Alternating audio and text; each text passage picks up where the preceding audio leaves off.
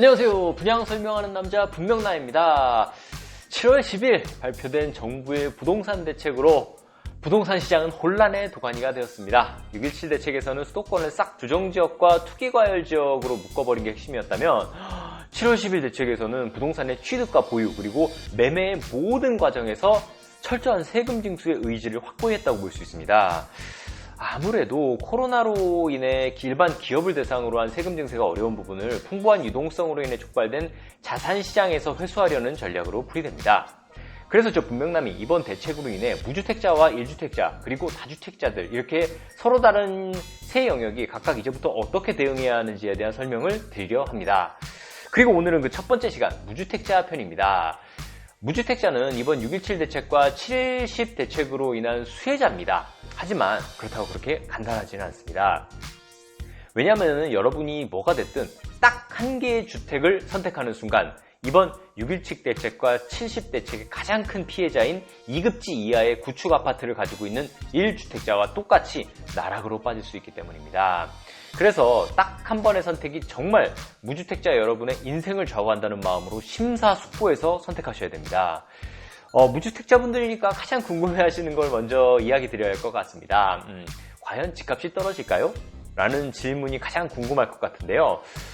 간단히 답만 드리자면 1급지나 역세권 신축 위주로만 오르는 철저한 차별화가 진행될 것으로 생각된다는 점입니다. 저희 분명남팀은 집값을 결정하는 3대 요인이 있다고 봅니다. 유동성, 공급, 심리가 그것입니다. 정부의 정책은 수도권 전체를 규제지역으로 묶고 딱 한 개만을 소유하게 강요하고 있습니다. 과거에 서울과 경기 일부를 제외한 나머지 지역이 비주정 지역일 때는 1급지와 달리 2급지는 비주정 지역이라는 유인책이 있어서 자금을 좀 분산시킬 수 있었는데 이젠 다 필요 없습니다. 어차피 수도권 전체가 평준하게 규제를 받고 있기 때문에 본인의 영혼과 조상까지 싹 다 끌어모아서 가져갈 수 있는 가장 좋은 집을 딱 한 개만 가지셔야 됩니다. 여기서 실수하면 돌이킬 수 없습니다. 이런 상태에서 수도권이 아닌 지방의 집을 가지고 계신 분은 일단 일문의 일패로 좀 시작하는 것입니다. 결국 위대한 1주택이 될 수 있는 타겟은 가급적 강남, 안 되면 서울, 그래도 안 되면 수도권의 역세권 새 아파트가 마지노선입니다. 그 이외에는 호재가 없다면 아무리 싸다고 해도 잡지 마시고 그냥 전세로 버티면서 다음 기회를 보시는 게 좋을 것 같습니다.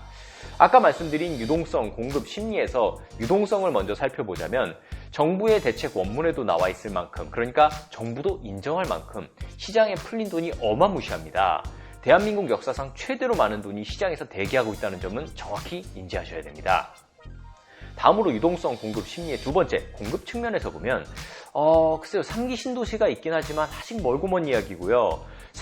그리고 참 3기 신도시에 저렇게 많은 임대 아파트를 짓고 용적률을 완화해서 빠글빠글하게 만들면 제가 청약하라고 말씀드려야 하나 좀 고민입니다. 아무튼 사람들이 원하는 서울 신축 아파트는 턱없이 부족하고 앞으로도 부족할 것입니다. 하지만 방법은 있습니다. 사실 서울의 모든 그린벨트 다 풀어버리고 강남을 고밀도 개발지역으로 지정하는 혁신적 공급 방안이 나오면 집값은 순식간에 잡을 수 있습니다. 그런데 윗분들이 그렇게 안 합니다. 못하는 게 아니고 안 할 겁니다. GTX도 강남권에 거주하는 윗분들의 반대에 부딪혀서 진행에 어려움을 겪는데요. 그래서 공급 측면에서도 땡입니다. 그럼 이제 마지막으로 심리면을 살펴봐야겠습니다. 심리적으로 무주택자와 1주택자, 다주택자가 이제 갈리게 됩니다. 무주택자는 더 떨어질 거라 기대하고 있고요. 1주택자는 갈아탈지 무주택 상태로 전환할지 고민하고 있고 다주택자는 포트폴리오 전환을 고민하고 있습니다. 한마디로 혼돈의 상황이라는 것이죠. 유동성과 공급은 이미 집값이 떨어질 수 없다는 근거가 충분한데요. 심리적인 면에서는 70 대책으로 위축 기반의 혼돈이 자리 잡고 있습니다. 자, 이런 상황에서 무주택자인 여러분이 정확한 해법을 찾으려면 우선 다주택자나 전문 투자자들의 심리를 알아야 됩니다. 이들이 시장을 리드하거든요. 이들을 알아야 시장이 어떻게 돌아갈지 예측하고 역으로 무주택자인 여러분이 어떻게 행동하는 게 좋은지 답이 나올 수 있는 것입니다. 전문 투자자들은요, 마인드 자체가 다릅니다. 늘 어디에 투자할까? 라는 질문을 기본값으로 갚습니다. 기본 아이템이죠. 규제가 많아서 힘드니까 투자하지 말아야겠다는 생각 자체가 아예 제로입니다. 이런 생각이 발상이 없습니다.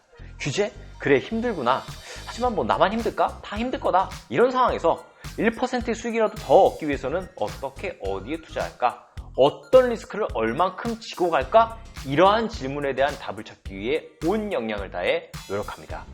사실 제가 보기에 정부는 이러한 투자자의 저변 심리를 간과하고 있습니다. 1급지와 그 외 지역의 규제를 확실히 차별화두고 돈이 서울로 흐르지 못하게 막은 상태에서 강남의 선도단지를 철저하게 막아야 되는데 지금 모양새는요, 수도권을 평준화시켜놨기 때문에 엄청난 돈이 1급지로 이동할 것입니다. 그래서 오랜 기간 15억에 계속 걸쳐있던 단지가 15억을 돌파하는지를 잘 보셔야 됩니다. 15억을 돌파하는 순간 심리까지 뚜렷한 상승 신호가 되고 이제는 걷잡을 수 없습니다. 그때는 여러분도 못 잡습니다. 그래서 저희 북명남 팀에서 결과적으로 보는 최종 그림은 서울 상급지 위주로 가격 폭등이 발생할 것이고, 똑같은 규제를 받는 수도권 외곽의 구축 아파트는 폭락은 아니지만 올라가긴 올라갑니다만 크게 올라가지 않아서 상대적으로 손해를 보는 그런 구도가 만들어질 것으로 예측하고 있습니다. 즉 서울 전체와 수도권은 해당 구, 시 지역의 가장 좋은 1급지 아파트, 대부분 역세권세 아파트겠죠. 요것만 올라간다는 말입니다.